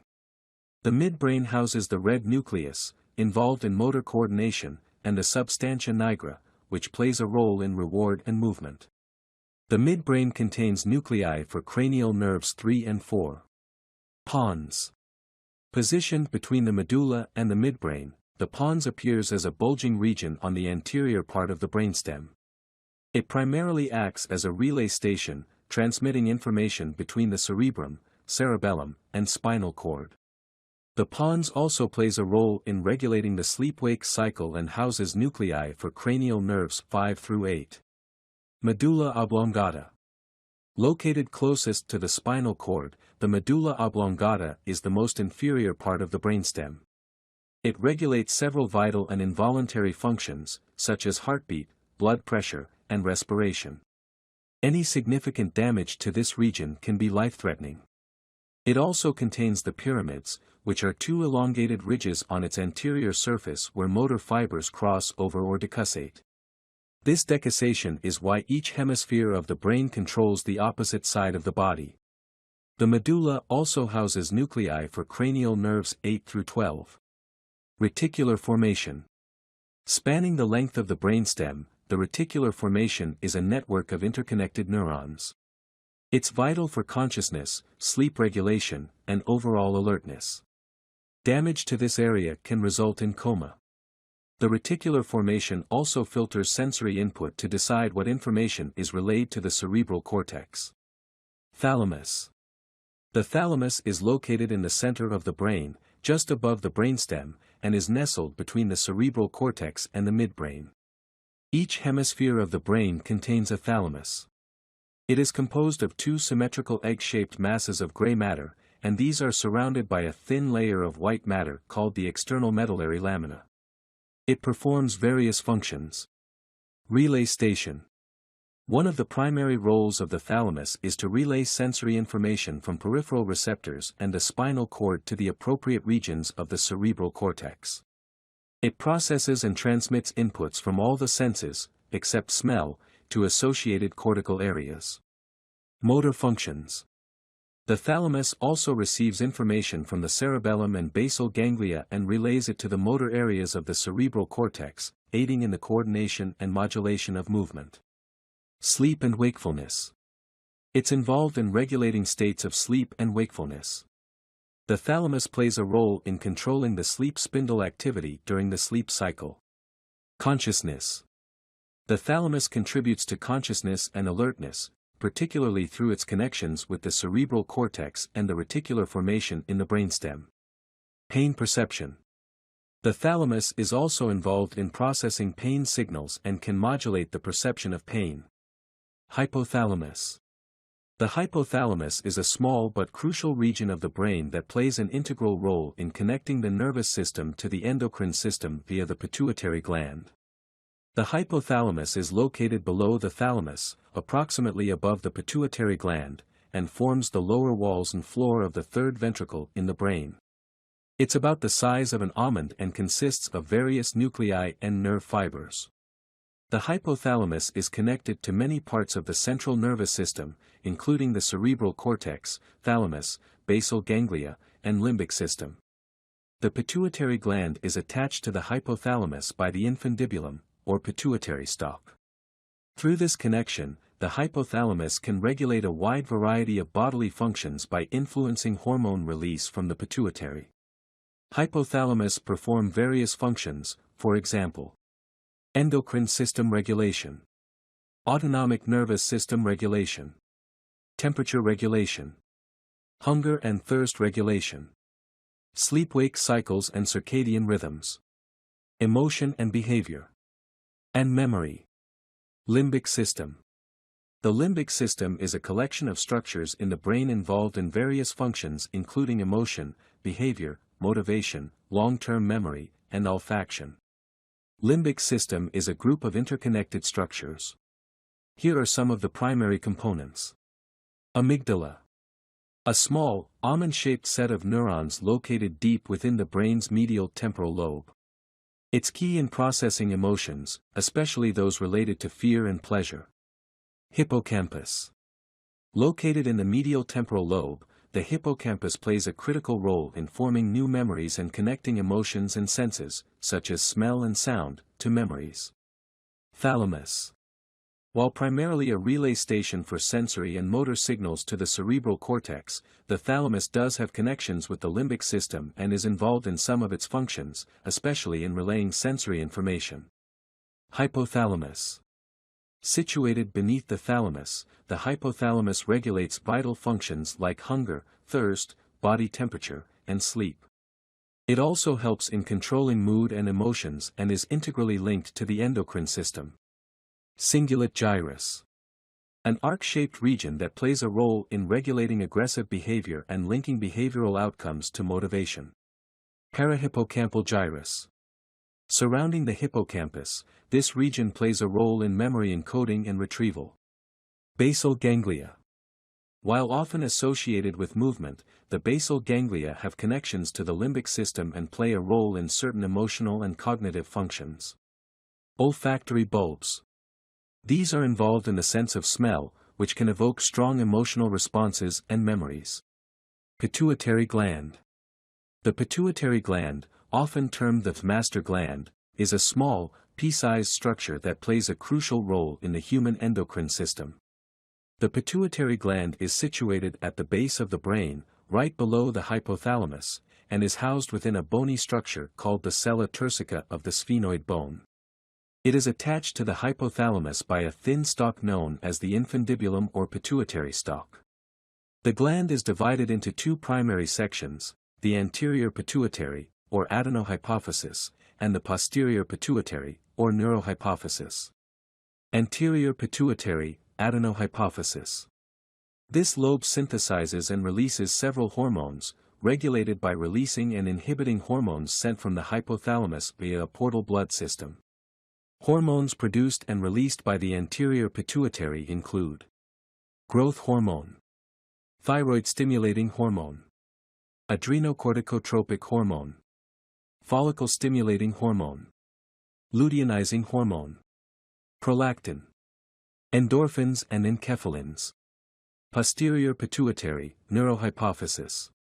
Unlike the anterior pituitary, which produces hormones, the posterior pituitary stores and releases hormones produced by the hypothalamus. Hormones released by the posterior pituitary include oxytocin and vasopressin.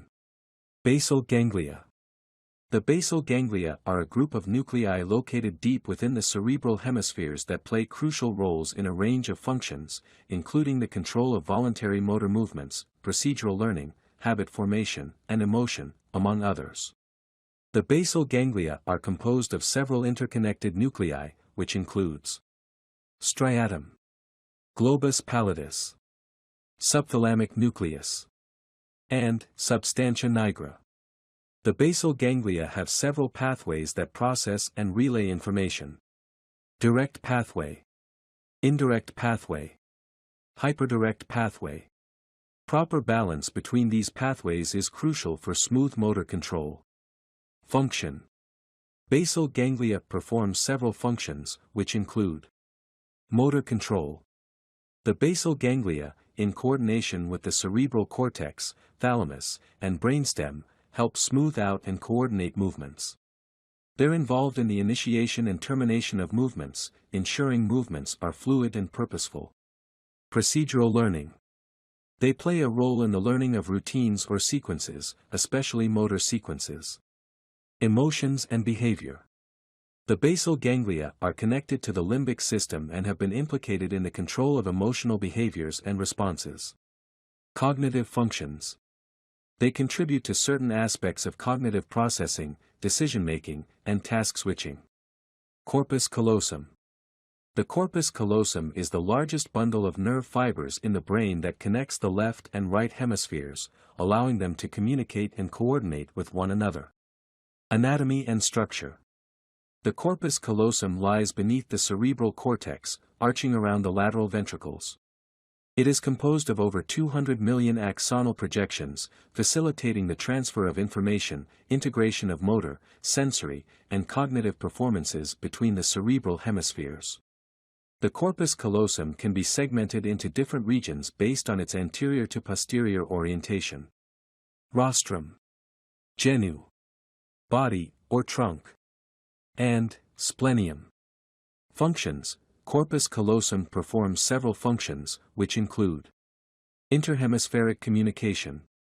Its primary role is to integrate motor, sensory, and cognitive information between the two hemispheres. For instance, sensory information received in one hemisphere can be shared with the opposite hemisphere to produce coordinated motor outputs. Facilitate learning. It's believed to play a role in the sharing of learning and memory processes between hemispheres. Redundancy and recovery. In cases of cerebral damage, like a stroke, to one hemisphere, the corpus callosum may facilitate compensation by transferring functions to undamaged areas in the opposite hemisphere. Ventricles. The ventricles of the brain are a connected system of cavities filled with cerebrospinal fluid, CSF. These cavities not only serve as a reservoir for CSF but also play a role in its circulation and in cushioning the brain. Anatomy and structure. The ventricular system comprises four main ventricles. Lateral ventricles, first and second ventricles. These are the largest of the ventricles and are found within each hemisphere of the cerebral cortex, having a curved, horseshoe-like shape.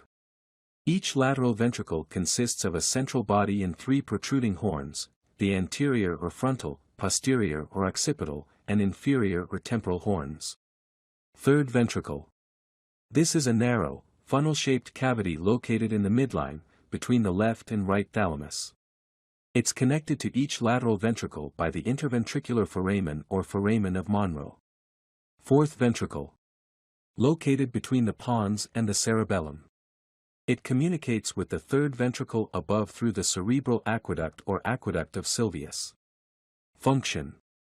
Cerebrospinal fluid or CSF production. The ventricles are lined by ependymal cells, and within the ventricles, specialized structures called choroid plexuses produce CSF. Brain protection. CSF acts as a cushion, providing a protective layer for the brain against trauma.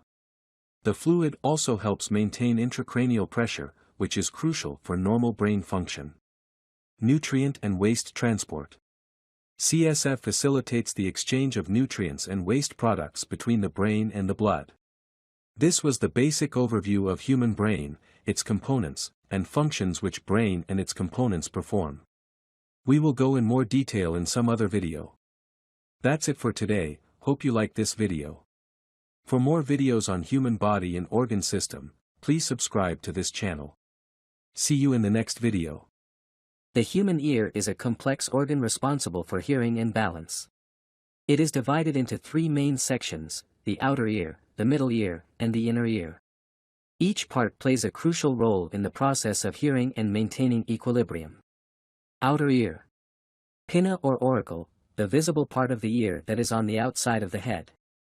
It's made of cartilage and skin and is shaped to capture sound waves and funnel them into the ear canal. Ear canal or external auditory meatus, a tube-like structure that leads from the pinna to the eardrum. It helps to further direct sound waves towards the eardrum. Middle ear.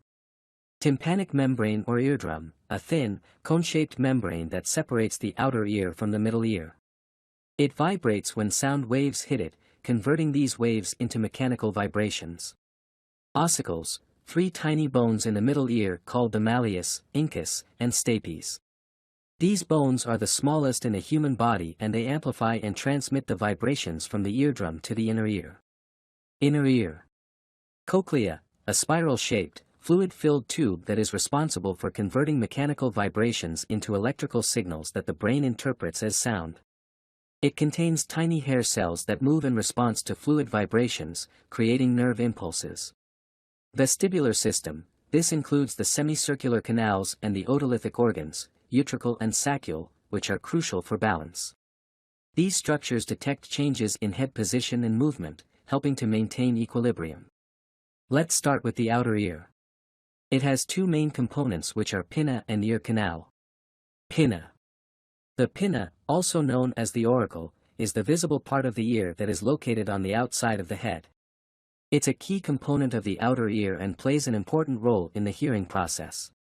Here are some details about the pinna. Structure and composition.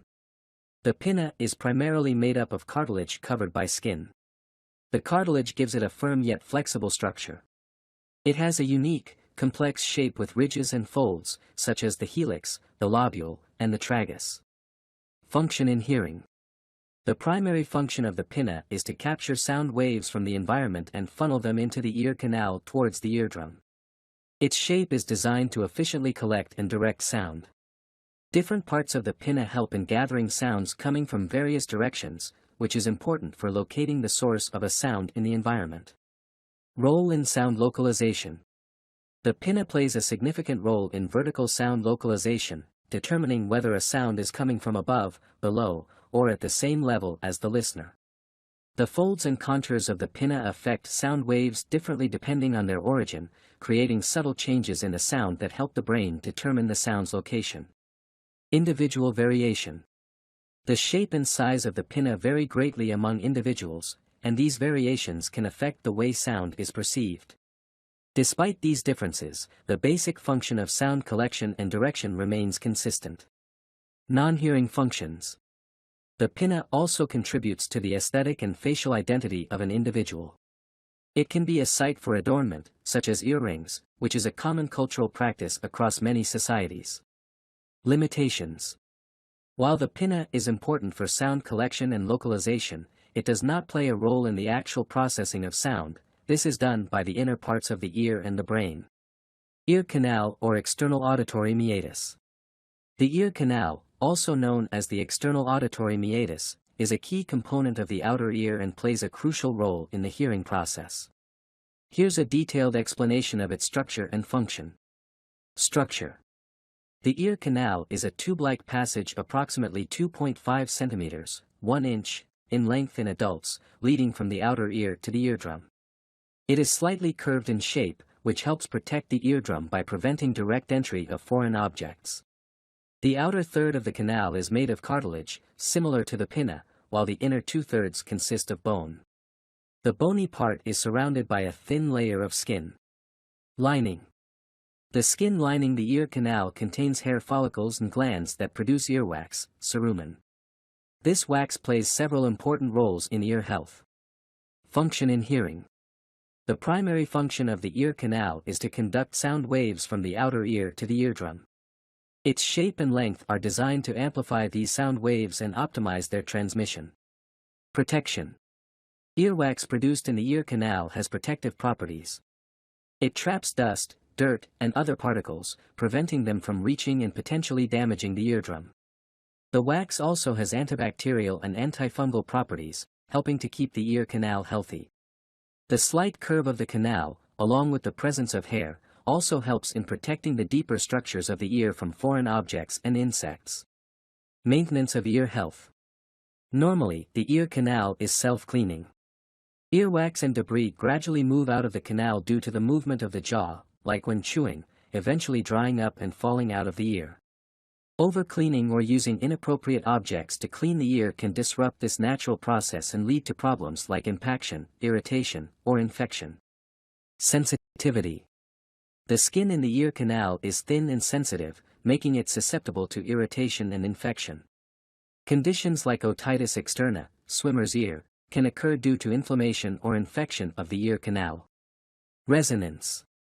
The ear canal also contributes to the resonance of sound frequencies, particularly those important for understanding speech. This resonance enhances certain frequencies, making it easier to hear and interpret spoken words. Lobule, earlobe. Structure.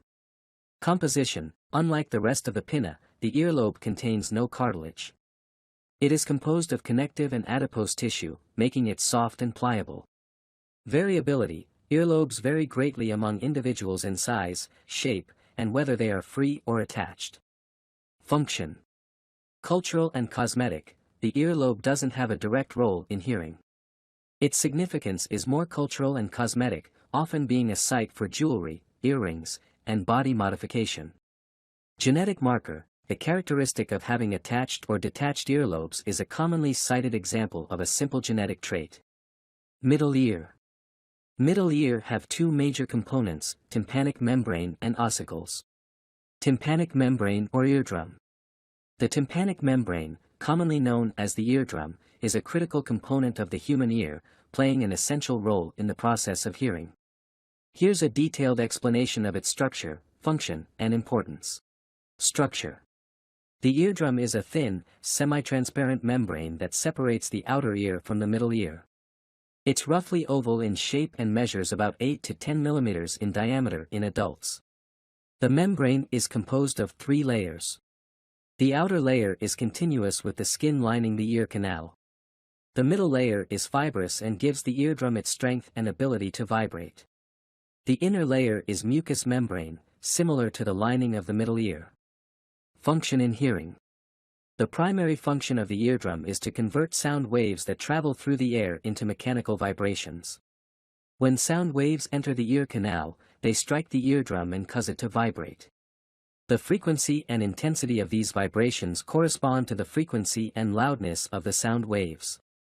These vibrations are then transmitted to the 3 small bones, ossicles, in the middle ear, the malleus, incus, and stapes. Role in middle ear protection. The eardrum acts as a barrier, protecting the delicate structures of the middle ear from foreign objects, bacteria, and water that could enter through the ear canal. It also helps to maintain the proper pressure balance between the external environment and the middle ear, which is crucial for the proper functioning of the middle ear bones. Sensitivity and damage. The eardrum is sensitive and can be damaged by various factors, such as loud noises, sudden pressure changes, infections, or physical trauma, like poking it with a cotton swab or other object. A perforated eardrum, a tear or hole in the eardrum, can lead to hearing loss, pain, and increased susceptibility to ear infections. Healing. In many cases, a damaged eardrum can heal on its own, but severe tears may require medical intervention, such as surgery. Diagnostic relevance. Examination of the eardrum can provide valuable information about the health of the ear. Changes in its appearance can indicate various conditions, such as infections, fluid in the middle ear, or eardrum perforation. Effect on hearing. The efficiency of sound transmission through the eardrum is crucial for normal hearing. Any alteration in its structure or function can lead to conductive hearing loss. Ossicles. The ossicles are a group of 3 tiny bones in the middle ear, known as the malleus, incus, and stapes. They are the smallest bones in the human body and play a crucial role in the process of hearing by transmitting sound vibrations from the eardrum to the inner ear. Here's a detailed explanation of each ossicle and their collective function. Malleus or hammer. The malleus is the first of the 3 ossicles and is attached to the inner surface of the tympanic membrane, eardrum. It resembles a hammer in shape, with a long handle attached to the eardrum and a head that connects to the next bone, the incus. When sound waves cause the eardrum to vibrate, these vibrations are transferred to the malleus. Incus or anvil. The incus is the middle bone, situated between the malleus and stapes. It has an anvil-like shape and serves as a bridge for transmitting vibrations from the malleus to the stapes. The joint between the malleus and incus allows efficient transmission and amplification of these vibrations. Stapes or stirrup. The stapes is the smallest and last of the ossicles, named for its stirrup-like shape. It has a footplate that fits into the oval window, a membrane-covered opening to the inner ear. Vibrations transmitted to the stapes cause the footplate to move in and out of the oval window, creating waves in the fluid of the inner ear or cochlea. Collective function of the ossicles. Transmission and amplification. The primary function of the ossicles is to transmit sound vibrations from the eardrum to the inner ear. As the vibrations move from the larger surface area of the eardrum to the smaller area of the stapes footplate, they are amplified. This amplification is crucial for efficient hearing, as the sound waves need to be strong enough to create waves in the fluid of the cochlea. Impedance matching. The ossicles also play a role in impedance matching between the air in the external auditory canal and the fluid of the cochlea. Impedance matching ensures that most of the sound energy is transferred into the inner ear rather than being reflected and lost, which is important for the sensitive process of converting sound waves into neural signals. Protection. The ossicular chain has a protective mechanism against excessively loud sounds. The muscles attached to the malleus and stapes, the tensor tympani and stapedius muscles, respectively, can contract reflexively in response to loud sounds, reducing the transmission of sound energy to the inner ear and helping to protect it from damage. Inner ear. Inner ear consists of cochlea and vestibular system. Cochlea. The cochlea is an intricate and essential component of the inner ear, playing a critical role in the auditory system. It is responsible for converting mechanical sound vibrations into electrical signals that the brain can interpret as sound. Here's a more detailed look at its structure and function. Structure of the cochlea. Spiral shape. The cochlea is a spiral-shaped, coiled tube resembling a snail shell. It makes about 2.5 turns around a central bony pillar called the modiolus. Internal division. Inside, the cochlea is divided along its length by two membranes, the Reissner's membrane and the basilar membrane. This division creates three parallel, fluid-filled chambers or canals, the scala vestibuli, scala media, cochlear duct, and scala tympani. Scala vestibuli and scala tympani. These two chambers are filled with a fluid called perilymph, which is similar in composition to cerebrospinal fluid. The scala vestibuli begins near the oval window, where the stapes bone transmits sound vibrations into the cochlea.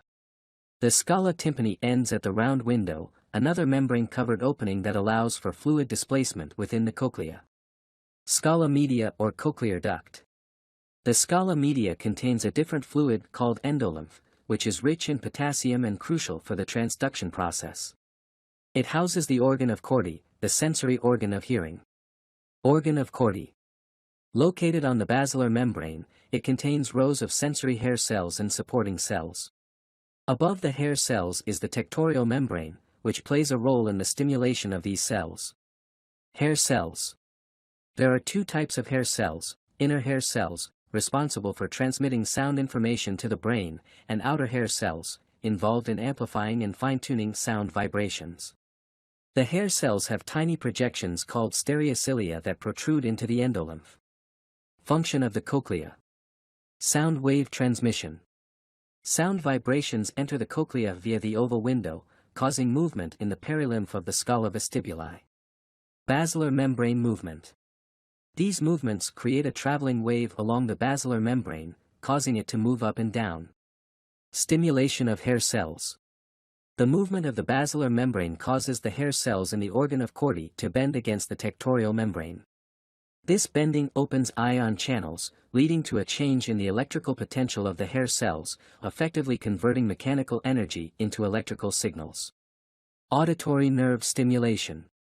The electrical signals generated by the hair cells stimulate the auditory nerve fibers connected to them.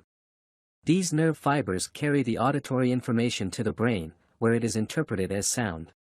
Frequency mapping, tonotopy. Different frequencies of sound affect different parts of the cochlea.